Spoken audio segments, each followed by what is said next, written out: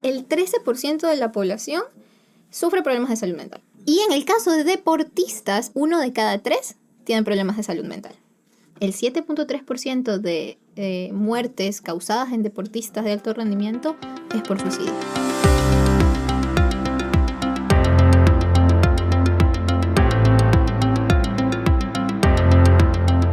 Hola, ¿cómo están? Un gusto poder estar nuevamente con cada uno de ustedes en un nuevo capítulo de nuestro podcast Consultorio Deportivo.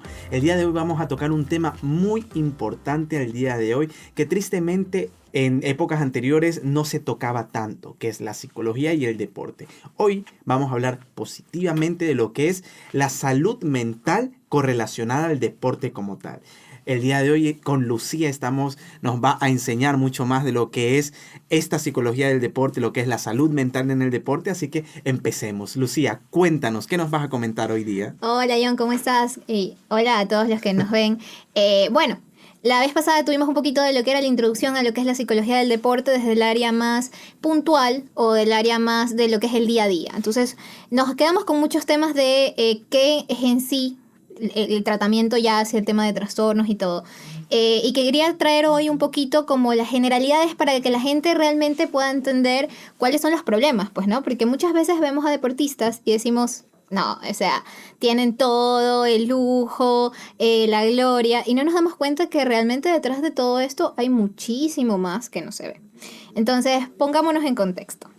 Como habíamos hablado antes, la psicología deportiva trata como que dos líneas. Pues, ¿no? El diario, que ya vimos, todo esto de equipo, liderazgo y que se trabaja junto con entrenadores y demás. Y el área ya puntualmente de lo que es la salud mental de los deportistas. ¿Ok?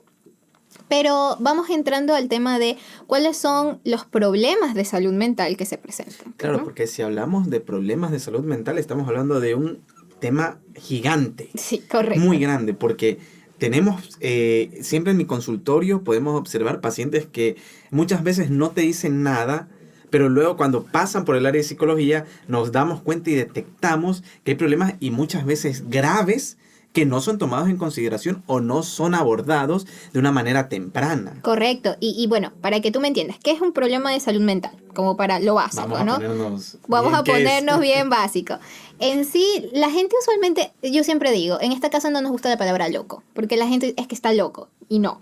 Un problema de salud mental es cuando hay una persona está en un estado mental y emocional que afecta la forma en la que piensa, la forma en la que actúa, la forma, su estado de ánimo y todas las demás variables que conforman a una persona siendo quien es. Ahora, si entramos al tema deportivo, la COI, que es el Comité Olímpico Internacional, realizó en el 2021 un estudio y decía que en general, la población general, no hablando de deportistas, el 13% de la población sufre problemas de salud mental. O sea, ya entrando en esta temática. Pero es un montón, la verdad. Un montón. Y en el caso de deportistas es mucho más interesante porque, al menos en los de alto rendimiento que estamos hablando, 1 de cada 3 tienen problemas de salud mental. ¡Wow! Para que me entiendas, o sea, es un montón. Exorbitante. Estamos hablando que, por ejemplo, un partido de fútbol con los titulares, estamos hablando 11 jugadores, 3 deben tener su problema. Exacto. Y de hecho, la FIFPro, que es la Federación Internacional de Asociaciones de Futbolistas Profesionales, por ejemplo, dicen que en el 2020, más o menos aproximadamente el 35% de los futbolistas profesionales presentan estos problemas de salud mental. Entonces, es bastante. O sea, entonces, solo hablando en un gremio pequeñito. Vamos demostrando de que tener en consideración esta clase de problemas de salud mental es vital en todo deporte, no tan solo en el fútbol. Me imagino que esto también va a abarcar a otra clase, y es más, pienso yo, tirando ideas, que cuando hablamos también de deportes individuales, como por ejemplo el tenis, el ping-pong, por ejemplo, estamos hablando de que deben sufrir mucho más de esto, ya que ellos no están con un compañero que, bueno, mi compañero puede solventar la falla que yo tenga. Claro, igual, aunque no te creas, los deportes de equipos y los deportes individuales, si bien tienen muchas diferencias en este tema de salud mental, no es tanto como que lo marques así, porque al final, dentro de la competitividad de los deportes de, por ejemplo, el fútbol, sí, entre ellos van a tener competitividad por la posición en el equipo también. Claro. Entonces, no es solamente compiten con sus propios compañeros, aunque sí esto se regula y compiten con otros equipos. Entonces, igual está en la posición. Es un poco más solitario para los que son así como que compiten en solitario, pero ellos también les dan otro tipo de herramientas. Entonces, el problema con el tema de la salud mental en el deporte realmente es que existen muchísimos obstáculos para los deportistas para poder acceder a la ayuda. Claro, como ya lo veíamos en algún capítulo anterior, el hecho de que tú como psicólogo tienes que entrar al campo de juego para detectar en los entrenamientos porque es difícil que el deportista se acerque a ti. Especialmente, por ejemplo, la principal obstáculo, o sea, hay varios, ¿no? Pero el principal obstáculo que es en la vida, así como en el deporte, es el estigma. Entonces, si para la gente que se dice que no está dentro del área, de un lugar tan competitivo como un deportista de alto rendimiento, les afecta y dicen, no, yo no necesito ir a un psicólogo, no, yo estoy bien, yo estoy loco, que lo detesto esa frase. Imagínate para un deportista que está en constante competencia y dice, si tú fallas, viene otro detrás, si tú no corres, te ganan la carrera, si tú no rindes, te van a cambiar de equipo, te van a bajar de esto. Entonces, la principal son los estigmas que se presentan dentro de los propios equipos y muchas veces incluso por propios familiares. Claro, es más, hay ocasiones que tú ves cuando estás en campo de juego y cuando estás en entrenamiento, que a veces, hablando propiamente del fútbol, hay chicos que meten un gol y ni siquiera miran al papá, miran al entrenador. O sea, ya te vas dando cuenta como muchos deportistas, y ahora lo que es el deporte, que inician desde muy, pero muy temprano, ¿ya? Cómo ese acto psicológico va golpeando desde un inicio y es más, la parte familiar que tú estás comentando, ya ha habido casos de que a veces el papá es el que más inculca al hijo, y a veces de una manera errónea en algunos casos, por el deporte. Y lo podemos ver, hay muchas veces que los mismos chicos son obligados a no ir al colegio para ir, por ejemplo, a las pruebas. Práctica, y hay a veces exacto. pruebas 9, 10 de la mañana que en horario propiamente de colegio que dejan de ir para ir, y eso tiene mucho que ver con la familia, como tú dices. Correcto. Y ahí hay un dato interesante. Después de que fue la pandemia, hubo extrañamente un aumento de al menos niños y adolescentes que entran a este tema, porque igual siempre hay que tener en consideración.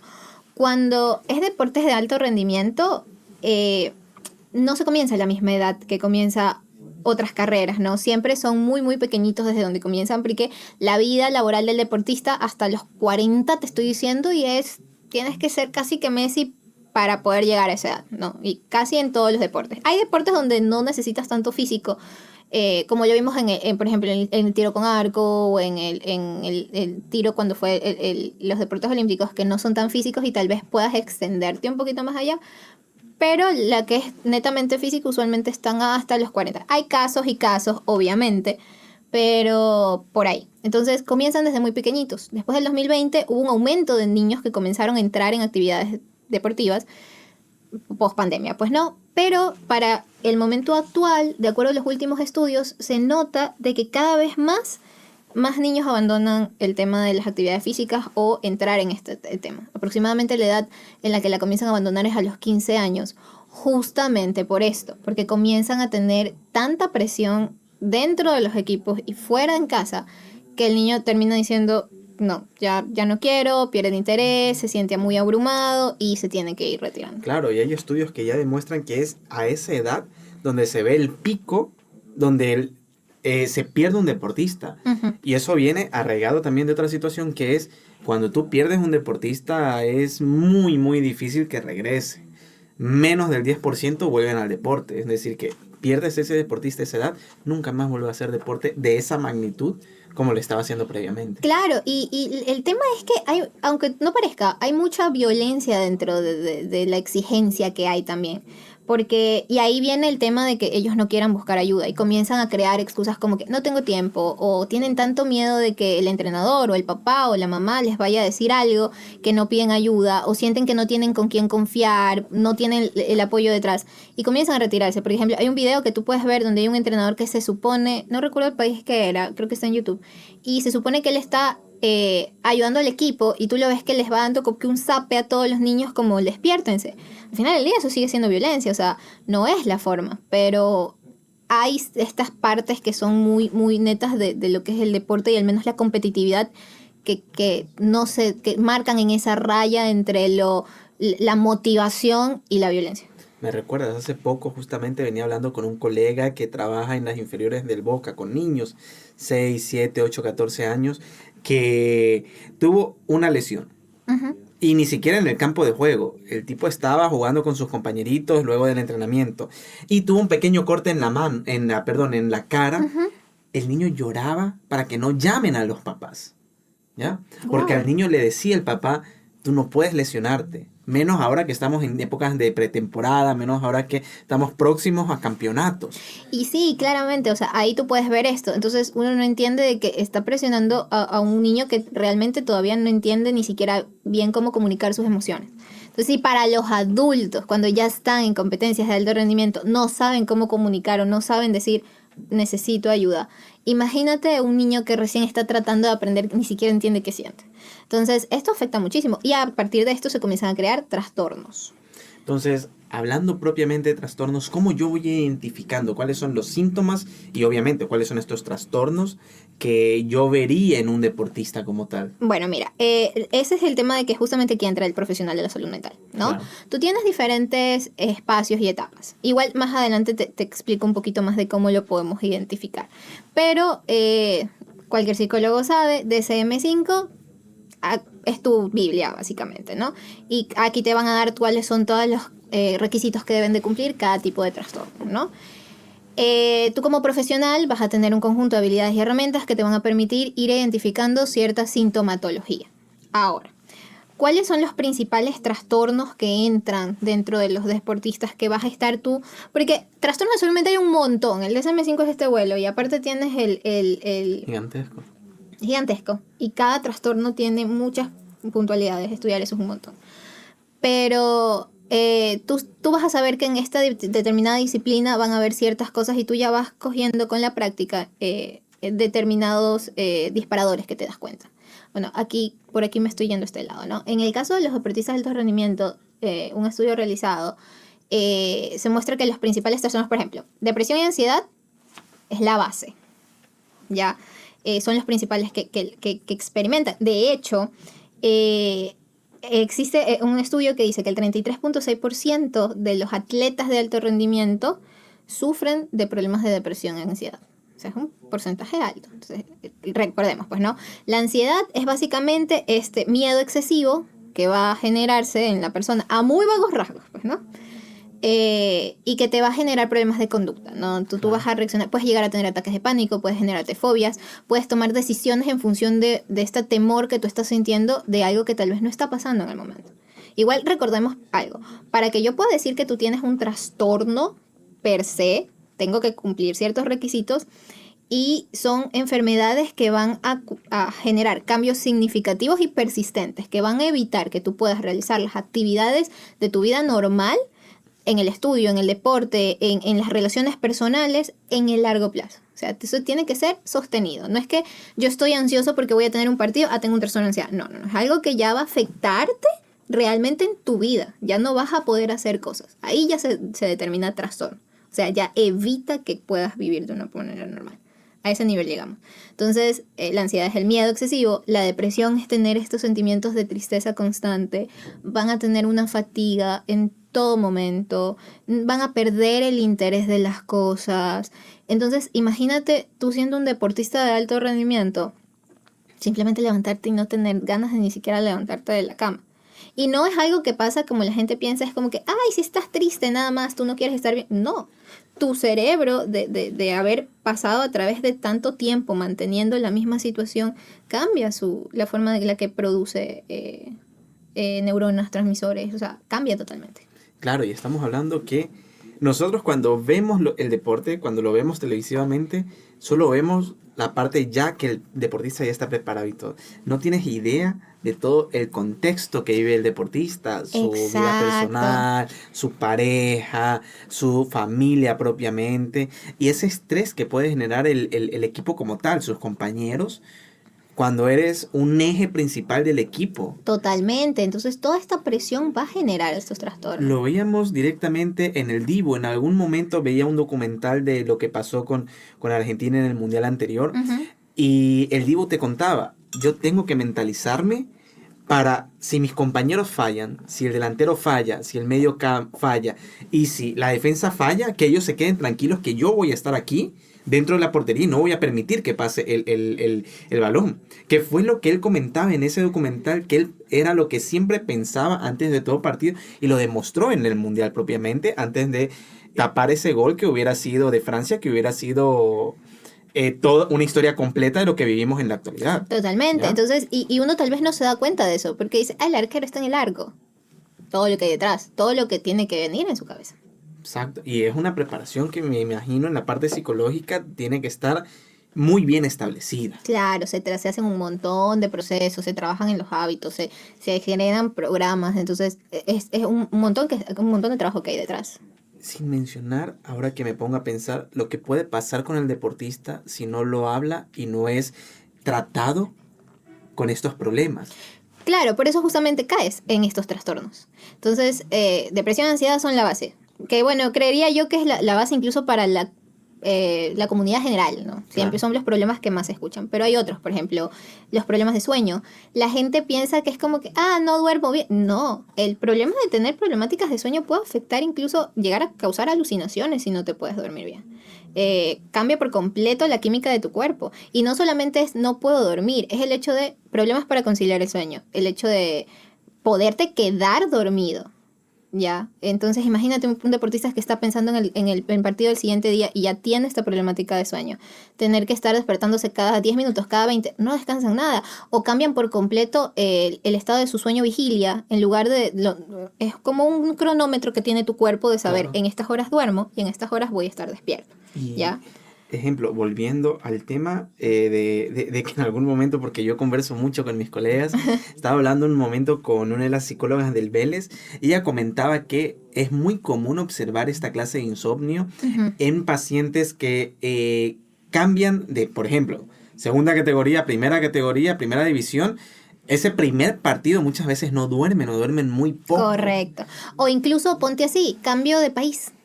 Claro. Cuando se los venden de un lado al otro. Jet lag creo que se llama. El jet lag. El jet lag, Si sí. le sumas el estrés y todo esto demás, se puede convertir en un problema a largo plazo. Y ahí es cuando comienzan a tener que, muchas veces medicarse, que es otro problema, porque el rendimiento, entonces es algo que va más allá. Y la gente dice, tiene problemas de sueño. Pero no ven realmente, porque alterar tu sueño vigilia es algo muy complicado de hacer. O sea, tu cuerpo queda en como cortocircuito. Cuando todo el mundo está durmiendo, tú estás despierto. Y cuando todo el mundo está despierto, tú estás dormido. Entonces, altera muchísimo. Y no solo eso, ya hemos visto, pienso que por aquí va el tema de los problemas que pueden existir con las drogas y el alcohol. Correcto. Es otro de los trastornos. De hecho, la gente piensa que las adicciones es como que, es adicto. Es un trastorno determinado y establecido en el DSM-5. El trastorno de abusos de sustancia es un problema de salud mental. Y es muy común, por ejemplo, en el fútbol es muy común ver que de un momento al otro un deportista bueno empieza y es descubierto que fue a tal bar, que se hizo pelota con el alcohol y demás. Entonces son situaciones que pasan realmente y día a día, más común de lo que uno piensa. En el 2021 el estudio que había hecho el COI, el 25.8% ¿Sí? de los deportistas tienen problemas de abuso de alcohol. Es un montón. Es un montón. O sea, porque y el tema del abuso de alcohol no es que la gente piensa como que, bebe mucho el fin de semana. No. Cuando ya tienes un trastorno del abuso de alcohol, es que tienes la necesidad, se te genera el craving, que es un tema que tú en todo momento estás pensando en que necesito consumir. Te consume el pensamiento. Y cuando estás consumiendo, cada vez necesitas más y más y más y más y más y más. Hasta que ya comienza a afectar tu vida, tus relaciones, tu salud. Entonces no es un problema de como que, tengo un trastorno de abuso de alcohol y no pasa nada. No, es otra cuestión y es un punto mucho más difícil de manejar. Hemos visto jugadores que van muy bien. Cuando tú trabajas en esto, tú te das cuenta que hay jugadores que van en un periodo tan bueno y de un momento al otro empiezan con el alcohol, empiezan con situaciones no correctas y muchas veces su carrera se ve eliminada. Muy afectada, totalmente afectada. Porque, de nuevo, nunca buscaron ayuda. Otro de los problemas que también hay, aunque no pareciera, son los trastornos alimenticios. Y uno dijera como que, bueno, son deportistas, comen súper bien, saben ante una dieta. No, hay muchos trastornos alimenticios. De hecho, entre el 0 y 19% de los hombres sufren trastornos alimenticios y entre el 6 y 45% de las mujeres. Obviamente también alterados por la percepción social y todo lo que hay. y son deportistas de alto rendimiento, que están teniendo problemas alimenticios y que por ende no van a tener los nutrientes correspondientes en su cuerpo y al final va a afectar muchísimo su rendimiento. Eso me recuerda el hecho de que en la actualidad, el deporte cambió tanto de que antes se pensaba que con un médico del deporte, que ni siquiera existía, por si acaso, era un médico No, normal, para no. ¿ya? Bastaba. En No. el día de hoy, todo lo que es el deporte y el staff médico como tal, tiene que ser completamente multidisciplinario. Correcto. No tan solo el psicólogo, sino en el tema que tú estás hablando, es vital el hecho de que haga un nutricionista directamente en el equipo que cuide todo lo que ingresa a ese cuerpo, hablando propiamente del consumo de alimentos. Claro, igual tienes que entender una cosa, cuando hablamos de un trastorno alimenticio, usualmente lo saben esconder muy bien. Entonces, tal vez el tener un nutricionista que esté haciendo estudios pueda dar una alerta de aquí pasa algo. Claro, y ¿sabes qué? Aún existen al día de hoy equipos, Uh-huh. obviamente a veces equipos nuevos o equipos pequeños, que no tienen un nutricionista. Claro. Y también que no tienen un psicólogo. Claro, no, y eso un poquito más adelante lo vamos a hablar, es el entorno del deportista y influye un montón. Y muchas veces pasa que, mira, estos trastornos que yo te comenté son los principales, pero hay otros trastornos que uno pensaría en el deporte y afectan. Por ejemplo, pueden sufrir de trastorno de estrés postraumático. Lo suelen sufrir los soldados o los médicos después de una residencia. Pasa.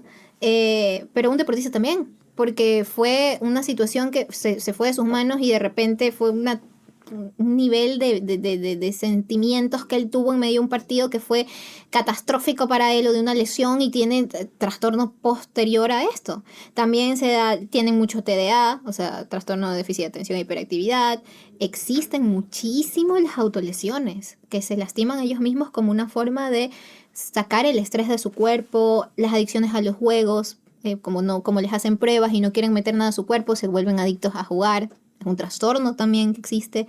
Y lo que a mí más me llamó la atención de este tema de los trastornos cuando lo estaba estudiando es el tema del suicidio. Ya. El 7.3... ¿Existe? Sí, muchísimo. El 7.3% de muertes causadas en deportistas de alto rendimiento es por suicidio. Y es un número importante. Es un número importante, porque sienten que no van a poder cumplir las expectativas o que de acuerdo a los estigmas por los que se vive naturalmente, ellos realmente no están cumpliendo o van a defraudar a alguien o tienen demasiada presión. Y eso hablamos también de pacientes, es decir, de deportistas que ven el deporte como una salida a algo.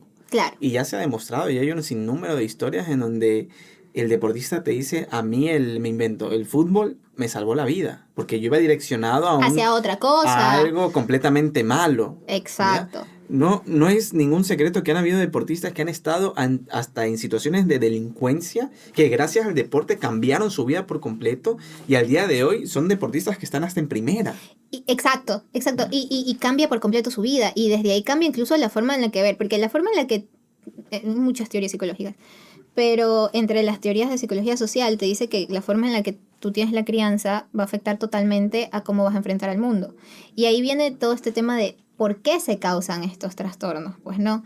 Y eso era lo que te comentaba hace un rato. El entorno es fundamental, el entorno del deportista es fundamental. Viene del tema de crianza, porque el psicólogo tiene que saber el background, de dónde vienes y por qué te estás sintiendo así. Sí. Pero en el presente, no solamente te afecta la gente dice, bueno, mi entorno, mi mamá, mi papá, mis compañeros. No. Pero porque yo cuando me hablas de entorno, yo pienso en mi casa, mi familia y yo a la fiesta. El entorno va desde el capacitador, el médico, el psicólogo, el kinesiólogo, el entrenador, tus compañeros, los que manejan los clubes. Tú tienes que saber que el presidente, llegas y el presidente del club no te quiere, tú ya te vas a sentir mal. La prensa incluso afecta. La prensa es entorno del jugador. No es lo mismo un jugador que es más o menos nuevo y que la gente le está comenzando a llamar la atención. El chico nuevo del Barça, creo que es el Yamil, no me acuerdo el apellido. Él está recién entrando a esto, pues no, recién las cámaras lo están poniendo, recién está llamando la atención. Que un deportista como Messi, pues que no puede salir a la calle porque tiene 40 cámaras. Claro. entiendes? Entonces Lo que pasó aquí en Buenos Aires, que vino cuando a él comer vino y casi... asadito con la Y familia. él en su cabeza bien en lugar inocente dijo como que no, yo voy a comer. Y tú lo veías en las imágenes, el tipo salía con su sonrisita Sí, de no sé qué pasó, lo siento. Así como que mirando atrás, sorry. ¿Me entiendes? Entonces, pero él ya sabe manejar esto, ya tiene años en el foco, le han Y dicho mira, de todo. Y hablando de Lamine Yamal, justamente le pasó eso ahora que tuvo el problema con su pareja. Supuestamente lo había engañado y demás. ¿Viste cómo la prensa empezó a darle bastante con ese tema? Y tú pasabas en TikTok, yo que tengo mi TikTok puro deporte, y tú pasabas cómo habían hasta memes de toda esta situación. Y La pobre chica, es más, la pobre chica, digo pobre porque yo no sé si sabemos la realmente, situación realmente. qué pasó, ¿ya? Pero tuvo que hasta cerrar sus redes sociales por el hate que le estaban tirando. Totalmente. Y por ejemplo, otro caso que te doy de otro deportista es Jordan Childs. Ella compitió en los Juegos Olímpicos hace poco y ganó una medalla de bronce. Hubo un problema y algo pasó con la calificación. Ella no hizo nada de ninguna forma, ninguna trampa ni nada. Las otras competidoras hicieron una rutina excelente. Pero cuando se calificó, los jueces cometen un error. La entrenadora de otra de las chicas hace el reclamo, pero los jueces no dan el resultado a tiempo y le dan la medalla de bronce. Entonces, obvio, el comité internacional de la otra chica, cuando se dan cuenta y ya los jueces cambian el valor, la que había ganado el bronce era la otra persona. Claro. Y luego hicieron otro reclamo, eran 3 personas que estaban terminando ganando el bronce. De alguna manera. Eso es un problema muy serio. Y ya y para entonces ella ya le habían puesto la medalla, ya había dado la vuelta, ya había un montón de fotos. Mismo pasó en el mismo universo, me acuerdo. Algo así, pero en el mismo universo le cambiaron en el instante la corona. Acá no, fue 2 o 3 días después. Y el tema es que la gente se fue, en lugar de decir qué pasó con el Comité Olímpico, la gente se fue en contra de la chica.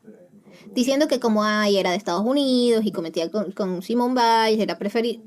Entonces, y la chica fue tanto el nivel de odio que recibió en redes sociales que tuvo que salir de redes y hacer un comunicado diciendo que su salud mental estaba muy mal porque ella se veía tan afectada, se sentía tan culpable, se sentía tan mal porque imagínate, o sea, le generaron un trauma de síndrome del impostor por completo, de sentir, no me lo gané, o sea, ¿quién soy yo? ¿Realmente me lo merezco? O sea, todas las sensaciones que ha de haber ella sentido, porque no era un comentario, eran miles de millones en todas sus redes, cuando ella no hizo nada mal, fue un problema del comité.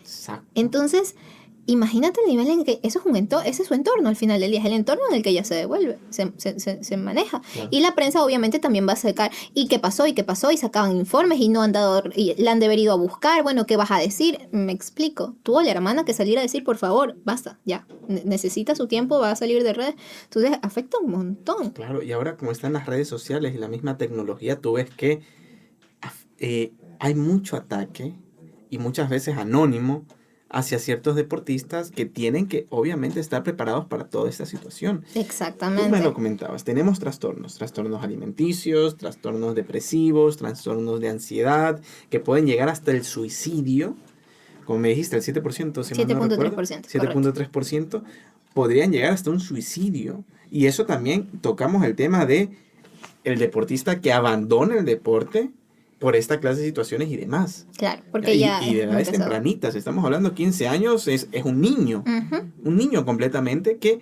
está dejando un estilo de vida, está dejando un sueño, porque muchos de estos niños inician con un deporte por un sueño, me invento ver a Messi y yo quiero llegar a ser el Messi de la siguiente generación. Exacto. ¿Ya? Y quitarse un sueño, abandonar un sueño, es una cosa muy seria que, muy como tú misma lo has dicho, puede llegar hasta un suicidio. Claro, no, y se ve muy afectado. O sea, y como te digo, la principal, el estrés es como que la emoción base que van a tener. Y a partir de ese estrés vas a comenzar, que el estrés que puede llegar a generar el entorno, va a comenzar a darse una situación. Entonces, por eso, una de las principales cuestiones que los psicólogos deportivos dicen es, miren el nivel de estrés. Hay 3 tipos de niveles de estrés, más o menos. O sea, que se de acuerdo a un estudio que se realizó. Para mí el estrés era estrés y listo. No. Ya te dije, el estrés es una respuesta emocional que tú vas a tener ante las situaciones. Ya, tú puedes responder como tú deseas. Pero en el caso de deportistas muy puntuales, hay 3 tipos de estrés que se han logrado identificar. el estrés competitivo, que es todo lo relacionado a tu carrera, la competitividad, cómo estoy en los charts, cuánto tiempo necesito, ¿no? Entonces, esto. Vas a tener el estrés personal, que es todo lo que no tenga que ver con el deporte o el trabajo que tú realizas. Entonces, aquí vas a tener todo el tema de familia, relaciones interpersonales, incluso problemas de dinero, todas estas cosas. No tiene nada que ver con el deporte. Y vas a tener otro nivel de estrés, que es el estrés organizativo, que va a estar relacionado a la organización a la que formas parte. Ya. Por ejemplo, a tu equipo. En el caso que podamos hablar de estrés organizativo, por ejemplo, cuando Cristiano Ronaldo estaba en el Mundial, hubo un problema con el club con el que él estaba en ese momento. Sí. Y te eliminan el contrato en la mitad del Mundial. Él todavía estaba jugando, Portugal todavía estaba jugando. Entonces, imagínate, él era Cristiano Ronaldo, o sea, no iba a necesitar, el club lo necesitaba a él más que él necesitara al club. De nuevo, era Cristiano Ronaldo, ¿ya? Pero imagínate que le pase a cualquier otra persona en algún otro momento que te digan, o tú haces esto o te vas del club. Y es más, le debió haber pasado ya en algún momento. Me imagino que si alguien se pone a revisar este tema, de encontrar que tal vez y sea común, no lo sabemos. Porque esto es un tema que, créeme, yo nunca me he puesto a investigar y estaría bueno poder hablarlo en algún momento de qué pasa directamente en el campo de juego que puede causar disminución de rendimiento como tal. Totalmente. O por ejemplo, como en Ecuador siempre pasa, Barcelona está siempre cambiando de dueño. Entonces, y cada que cambia de dueño viene el tema de la política. Entonces, si tú no tienes cimentado en el equipo como que una posición, comienza, ¿y qué va a pasar conmigo? Me venderán. ¿Y si me quitan el contrato? Y tengo que rendir. Entonces comienza a generarse un estrés que tal vez no se va a generar de manera normal en otro lugar. Está pasando en este momento con Mbappé, por ejemplo. Ahora que está en el Real Madrid, ya han habido ciertos artículos en donde habla que hay cierto descontento de parte de él, porque una cosa es el PSG y otra cosa es el Real Madrid, ¿ya? Uh-huh. Son dos clubes completamente diferentes, con dos trayectorias 100% diferentes y que han manejado jugadores completamente distintos. Correcto. ¿Ya? Donde él se ve en un entorno diferente, en donde él ya no es el pilar fundamental de aquello, y donde él mismo ha tenido que hasta dejar su posición normal por otra, porque su posición normal ya está ocupada. Exactamente. Entonces, exacto. Entonces ahí tú ves que es ese nivel. ¿Y qué se lo está causando? El club. No tiene nada que ver con la técnica, con su rendimiento. No, el club. No me siento cómodo. Y entramos, y eso solamente, y si te vas al nivel competitivo, que es el otro tipo de estrés, ahí viene el tema, la principal causa de estrés en este nivel son las lesiones. Y es algo que la gente lo ve como que, ¡ay, se lesionó!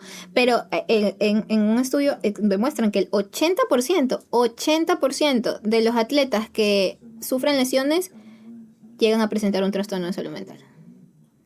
Claro. 80%. Recuerda que, como tú lo dices, ese estrés, esa ansiedad que está causando, porque el tipo se está perdiendo de fechas. Tipo se está perdiendo de competencias. Lo hablábamos en un podcast, lo que pasó con Neymar. Uh-huh. Se perdió fechas importantísimas por lo que fue su lesión de ligamento cruzado. Y así han habido un sinnúmero de jugadores. Lo mismo que te conté hoy al inicio del podcast. El pequeño niño de, me olvidé, 13, 14 años, que se lesionó un poco la cara. Ni siquiera tenía que ver nada con el fútbol. Exacto. Y estaba totalmente escandalizado. No me puedo lesionar, no me puedo lastimar, no me puedo... Por lo que ocurría en su entorno, en ese caso, en su familia. Entonces, son situaciones que van a afectar directamente este rendimiento. Y para que me entiendas, para que te confirmes una cosa, el estrés puede identificarse como que dos tipos de estrés. Porque la gente dice, estoy estresado, es malo. No, es como la ansiedad. La ansiedad no es mala, es una reacción del cuerpo.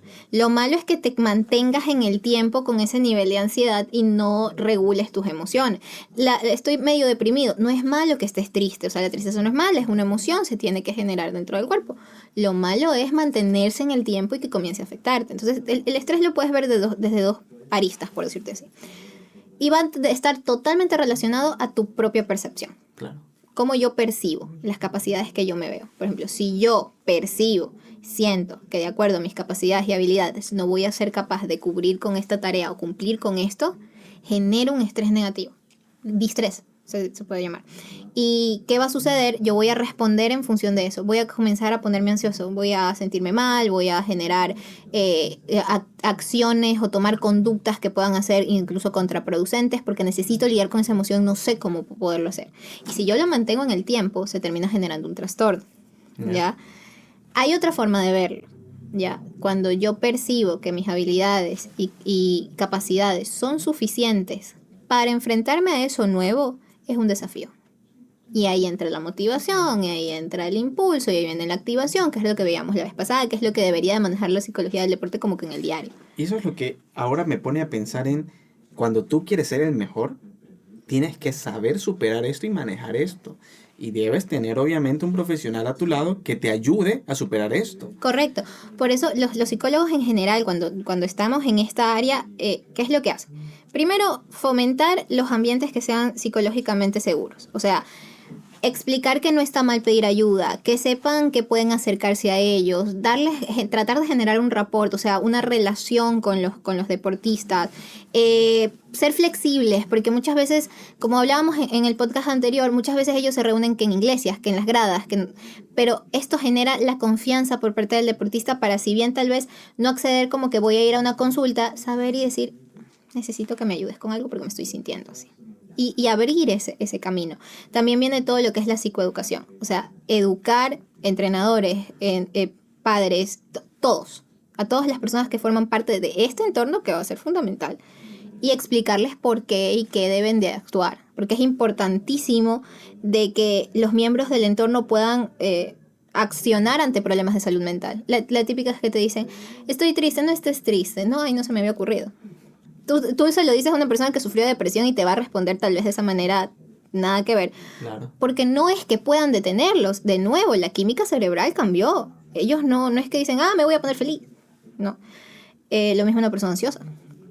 Entonces, o que una persona que tú con ansiedad le digas, pero cálmate. Es lo peor que le puedes hacer porque tras que no puede hacerlo, porque no es posible hacerlo, está enfermo, tampoco, o sea, se siente que tampoco tiene apoyo, entonces tal vez se cierra y es peor, ¿ya? Entonces, las personas tienen que saber manejar cuando existe algún tipo de este problema, ¿ya? O comenzar a identificarlo. Entonces, es sumamente importante que haya esta psicoeducación. Justamente, me parece que también era una psicóloga del Vélez que hablaba en un momento y decía que ellos habían hecho un taller, primero hicieron un taller para padres y se daban cuenta de que no tenía como que el impacto requerido en los niños. Y que comenzaron a hacer estudios de qué pasan, pues, ¿no? Y cuando se dan cuenta, la mayoría de los niños no los llevaban los papás al deporte, los llevaban los abuelitos. Entonces el niño relacionaba toda esta área con el abuelito. Entonces hicieron un taller para abuelitos de explicarles cómo ayudar al niño. Y se pudo ver la mejoría en los espacios de salud mental de los niños. Porque ahora al menos ya los abuelitos sabían cómo hablarles. Tal vez si el papá era los presionaba mucho, acudían a su abuelito, a su abuelita y le decían, mira, me está pasando eso. Y ellos ya sabían cómo que preguntarles, cómo decirles, cuándo simplemente escucharlos. Entonces es sumamente importante esto. Porque justamente estos entornos van a ayudarlos o a tumbarlos. Claro, porque a eso quiero llegar, al hecho de que todos los que nos están viendo y son deportistas tienen que tener bien en cuenta ese factor de que si tú quieres ser el mejor, vas a estar en un momento donde estos problemas de salud mental pueden ocurrir. Vas a tener la prensa, vas a tener tu familia, vas a tener muchas personas que muchas veces en querer ayudarte podrían terminar haciendo lo contrario. Entonces tienes que prepararte para eso. Tienes que buscar un apoyo psicológico como tal si crees que lo necesitas. Porque hay cosas que uno no lo puede manejar a pesar de que esté totalmente preparado, ¿ya?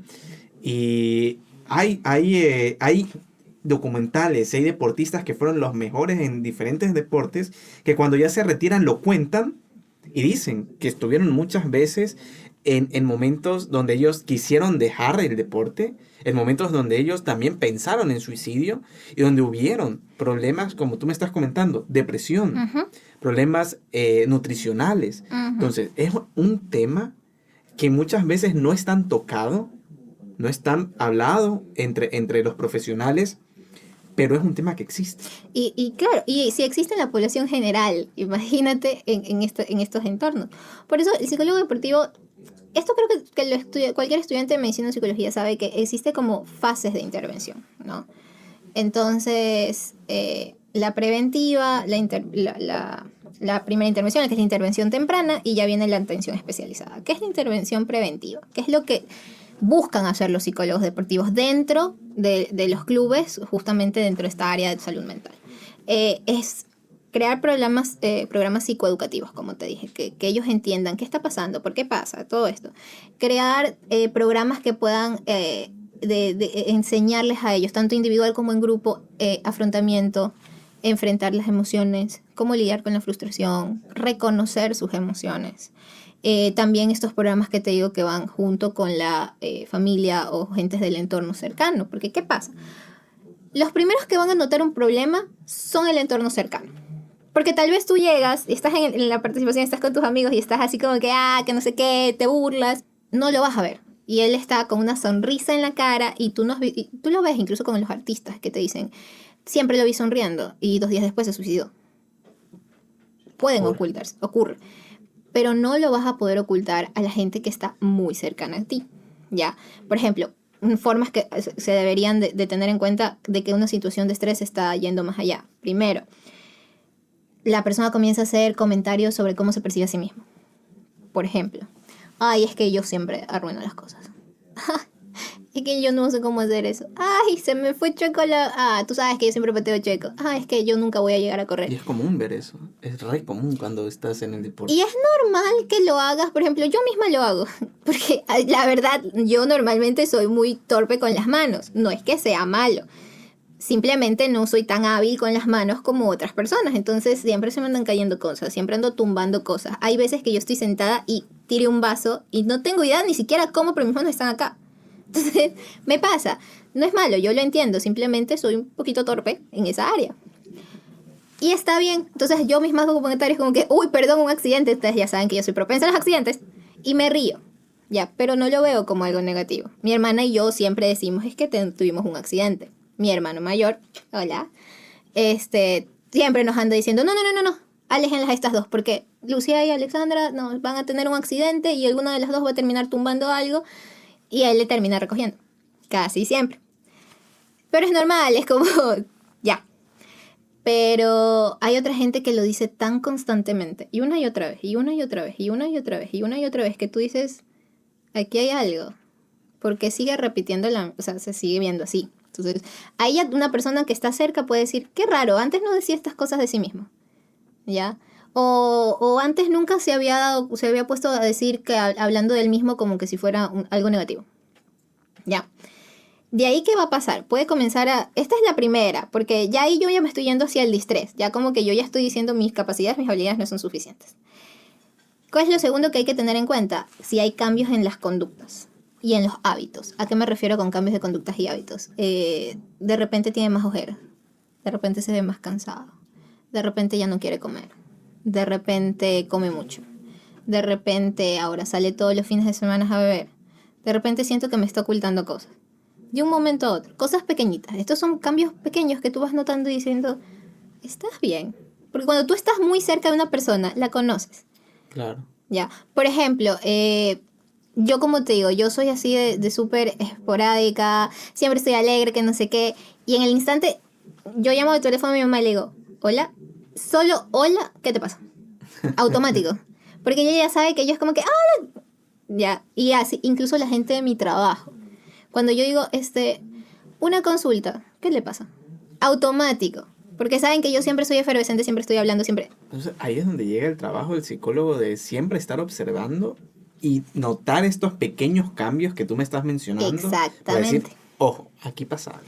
Sí, pero como te digo, cuando estás dentro de una práctica, cuando estás con una persona, no necesariamente se va a notar. Porque ¿qué pasa? El cerebro se protege a sí mismo. Y en alguna parte de tu subconsciente tú sabes, esto no está bien.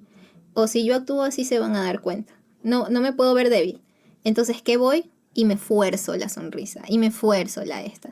Por eso, como te digo, como te decía al inicio, es que siempre se lo vio sonriendo. Yo nunca lo vi diferente. Y luego comienzas a hablar con la familia muy cercana y te dice, la verdad es que sí nos dimos cuenta. No nos dimos cuenta, pensamos que era otra cosa, pero sí nos hizo raro en aquel momento. Por eso el psicólogo trabaja muchísimo con estos de psicoeducar, explicarle esto al entorno. No solo a la familia, al entrenador, al abuelito, a la mamá, al papá, a los amigos, para que puedan notar estos cambios. Porque después de los cambios de conductas comienzan a haber ya cambios físicos. Y a veces la gente no entiende que los cambios que están teniendo, las enfermedades que tienen, son por el estrés. ¿Cuántas veces tú no has escuchado decir a alguien, ay, me cayó mal la comida, qué raro, esa comida nunca me hace daño?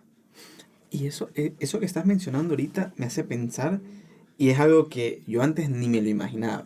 El hecho de que tú como profesional muchas veces, cuando estamos hablando de las grandes ligas, muchas veces tienes que incurrir en la familia y en sus relaciones por esta clase de problemas. Exacto. Lo mencionaba una colega en cambio de nutrición que decía que empezó a ver que cierto jugador empezaba a aumentar de peso. Aumentaba. Le mantenían la comida, veían lo que comía, lo que no comía, qué era lo que estaba pasando. Hablaron con la novia y se dieron cuenta que la novia era la que le cocinaba al chico cuando estaba en casa y era una nueva novia. Él antes estaba soltero, luego tuvo novia y se dio cuenta que ella cocinaba de una manera completamente diferente, ¿ya? Eran los mismos platos, por ejemplo, la misma pasta, pero cocinada de una manera completamente diferente. Y alteraba la química del cuerpo. Exacto. Y veías ese resultado directamente en el rendimiento, directamente en el peso del paciente, en las medidas del deportista. Y eso fuera del hecho que en ese caso tal vez él no sabía cómo decirle, pues, o sea, no le iba a decir nada, no me voy a meter en un problema si estoy bien. por eso, y es algo que nosotros como el espectador, como el que está viendo el partido, el que está viendo, tú solo, y es lo que yo dije al principio, nosotros solo vemos el partido. Pero Exacto. detrás de todo ese partido, detrás de ese, pongamos de ejemplo volvamos con Messi, detrás de Messi hay un sinnúmero de profesionales que le están ayudando y que están ahí cuidándolo de todas estas situaciones que puede tener para que el número uno siga siendo el número uno, ¿ya? Y es lo que tiene que ocurrir con el resto de jugadores. Veíamos esto, lo que yo te comentaba, tú vas a Europa, vas a los grandes grupos y es lo primero que ves, un equipo multidisciplinario completo. Totalmente. Entonces, y ahí vienen todos estos cambios y problemas. Como te decía, entonces, muchas veces, si todos estos cambios se generan, comienzan a haber cambios físicos. Yo siempre digo somatizamos. ¿Ya? Ya. Entonces, ay, no sé qué raro, siempre como esto y no me hizo daño. Pero raspas un poquito y tuvo un problema con su mamá. Le dijeron que están revisando el contrato. No tapó un gol y se fueron a otra liga, ¿me entiendes? Y comienza con los problemas de acidez. Y comienza con los dolores de cabeza. Y comienza con los dolores de espalda. Y comienzan a somatizar una cantidad de síntomas que tú dices... Y tras que tienen problemas emocionales que ya se están convirtiendo en un problema de salud mental porque ya comenzó a cambiar las conductas, ya comenzó a cambiar los hábitos, comienza con problemas físicos. Imagínate, yo conocí una persona una vez que le hicieron 40.000 estudios, 500 exámenes, estaba 100% convencida que tenía cáncer de estómago. Wow. Todos los médicos le dijeron que no y seguía yendo a médicos. Porque estaba convencido. Claro. Y no tenía nada que ver con el físico, sino la situación que estaba pasando emocionalmente en ese momento, porque era una situación un poco difícil. Y es más, poniéndolo más en práctica, a mí me pasa cuando voy al gimnasio. Ejemplo, hay días que como todo el mundo tenemos problemas, hay días que no estamos con el mismo ánimo del día de ayer, y me doy cuenta, la carga de peso que yo uso a veces se me hace más compleja cuando tengo algún problema en la cabeza, algún estrés en la cabeza. Y otras veces cuando voy completamente, mi vida va al 100% porque la vida de todos es sub y baja, ¿ya? Siento que hasta digo, uy, no, le voy a aumentar un pesito más, vamos a ver qué pasa. Y me siento con otro ánimo luego el cuerpo mientras mismo. estoy en el... Es que el cuerpo reacciona. Exacto. La gente no entiende. El cuerpo reacciona a la mente muchísimo. ¿Y qué es lo que pasa si ya tú, ya viste que hubo el cambio de percepción, el cambio de conductas, comenzó a somatizar enfermedades? El último punto ya es la enfermedad como per se. Y por enfermedad per se ya comienzas a presentar el trastorno. Y los trastornos puntuales también traen síntomas físicos, ya que puede experimentar el paciente. La depresión, lo más normal es la fatiga, ya que también fatiga puedes tener porque tienes una gripe. Entonces ya te enfermas, no solo mentalmente, sino físicamente. Y correlacionando. A mí me pasaba que yo tenía una compañera cuando estaba haciendo la residencia que ella me comentaba, John, cuando yo estoy nerviosa tengo que ir al baño. Y tú lo notabas que cuando ella, por ejemplo, tenía que exponer frente a todos los plantas de aquel entonces, antes de exponer, ella pedía permiso para ir al baño. Usualmente, luego regresaba. o sea, se cree que el nervio... Ese estrés genera ciertas situaciones en el cuerpo. Exacto, se creen que los nervios afectan directo el sistema digestivo, usualmente. Por eso las mariposas en la pancita. Entonces, lo que se busca es, esto es todo preventivo. Si tú puedes notar en el punto 1 o 2 y hablar con alguien, puedes corregir algo que se está yendo hacia el camino equivocado. Ahora, ¿qué pasa si nadie lo notó? Ya entras a la parte de la intervención temprana, que es cuando ya se presenta un problema, pero está en las primeras fases. Ya. Los médicos lo ven como el cáncer. Si lo coges en la fase 1, lo puedes erradicar. No es lo mismo cogerlo en la fase 4. Entonces, alguien que tenga un trastorno de depresión, que acaba de somatizarlo, que acaba de cumplir con los requisitos necesarios para poderlo diagnosticar, Sí. no va a ser igual que alguien que lleva 20 años con depresión. Claro, no es lo mismo. Es totalmente distinto. Y que ya ha estado medicado y que ya ha tenido que revisar muchas cosas. Entonces, la intención de la intervención temprana es tratar los trastornos, los problemas como que cuando recién aparecen, de manera que puedas darle las herramientas y habilidades necesarias, porque muchos trastornos de salud mental no es que se curan, se aprenden a manejar, Ya. ¿ya? Si aún así no existe no existió el entorno, no existió el profesional, no existió nadie que realmente pueda ayudar a esta persona, ya ahí ya tienes que ya caer en el último nivel, que es la atención especializada. Psiquiatría, por ejemplo, en el tema de salud mental, medicación. Ya necesitas medicarte porque ya tu química cerebral ya no está bien. Claro. Ya necesitas un profesional que realmente te diga, necesitas tomar este medicamento, lo vamos a realizar así, este tipo de terapia y otro tipo de cuestiones. Y que ya se especialicen puntualmente en tu trastorno. Por ejemplo, en el caso de las personas que tienen trastornos de alcohol, comienzan a acudir a Alcohólicos Anónimos. Ya eso es algo muy especializado, muy puntual, que si bien el Alcohólicos Anónimos lo puede manejar un psicólogo, ya está directamente en ese tema. Ya, entonces, o ya tiene depresión, ya viene el psiquiatra y le receta los medicamentos necesarios y comienzan terapias que se han comprobado que realmente generan un cambio en este tipo de pacientes. Yeah. Entonces, ahí ya es como que el último nivel, ya ahí ya sí necesitas atención especializada. Tristemente, mucha gente ni siquiera en ese punto recibe ayuda o pide ayuda. Y ahí caemos en problemas de suicidio o problemas de que vemos deportistas que totalmente después de que terminaron la carrera se fueron al diablo, por decirte así. Y es como, eso sí es re común observar. Muchísimo común. ¿Ya? Y ahí entramos en lo que tú me preguntas hace un rato. ¿Cómo sé que está entrando en esto como desde el psicólogo? ¿Cuáles son los recursos que tienen? Los psicólogos usualmente hay lo que se llaman los test psicométricos. Los test psicométricos son básicamente estudios que se han hecho de manera científica, que se ha comprobado su fiabilidad y viabilidad, o sea, que realmente estudian lo que tienen que estudiar y realmente son fiables en las respuestas que dan, o sea, son confiables. Yeah. Y que se pueden ir aplicando y que de hecho los aplican. Hay un montón de tipos de estudios que estudian un montón de cosas y que los psicólogos deportivos, o sea, los psicólogos de los espacios, van aplicando a los deportistas de alto rendimiento para entender cómo están en ese momento. No solamente viene el tema de la observación, el tema del hablar, el tema de los programas, sino que realmente te hago una prueba. ¿Cómo estás? Por ejemplo, uno de los que se usa en el fútbol es el STAI, que es un estudio psicométrico, que lo que mencionaba una psicóloga deportiva, que decía que esto es el estudio ansiedad-estado, ansiedad-rasgo. Que, por ejemplo, es ansiedad-estado, ansiedad-rasgo. ¿Cuál es la diferencia? El estado es, estoy ansioso, pero te hacen un montón de preguntas, calificas, procesas, todo, incluso con estadística. Sí estoy ansioso, pero no siempre estoy ansioso. Estoy ansioso y algo me pasa. Entonces, tal vez en ese punto estás en esta parte de prevención de qué te pasa. ¿Por qué te estás sintiendo así? Hablemos y puedo hacerte el proceso de que tú identifiques cuál es el dolor, como dicen algunos, Claro. y lo puedas ir trabajando contigo mismo. Ahí vienen todo el tema de darte refuerzo positivo y todo.